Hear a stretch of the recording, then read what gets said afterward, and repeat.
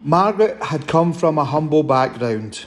She didn't have much, but the family always had enough food and drink to get by. I was always fed well. Margaret was leaving her family home for the last time when her dear mother said that she had something amazing to tell her. She pulled out what looked to be a shiny golden wand. Mother asked Margaret to open the fridge. Margaret noticed that the fridge was very empty, with only a small carton of milk and a little jar of jam in it. Mother closed the fridge over and then tapped the bright wand on it. The fridge instantly lit up a bright pearly light.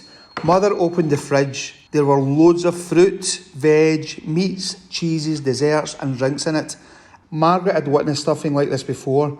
I am flabbergasted, Mum. What have you done?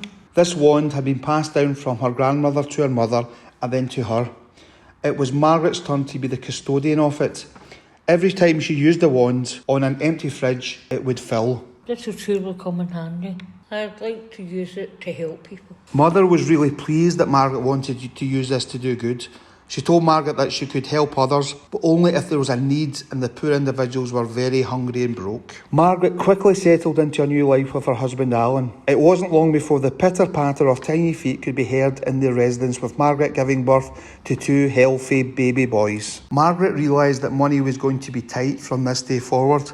This prospect of only one wage coming in frightened them. They both remarked that it was going to be tough and they would inevitably have to tighten their purse strings.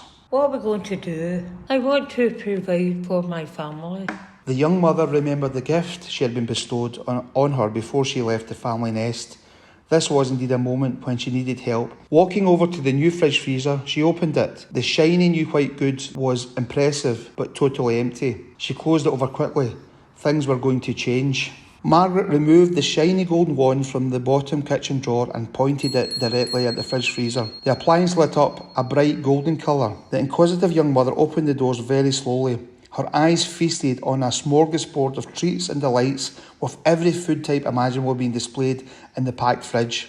From this moment onwards, Margaret knew things were going to be okay. Margaret didn't want any secrets with her husband and relayed the full story to him.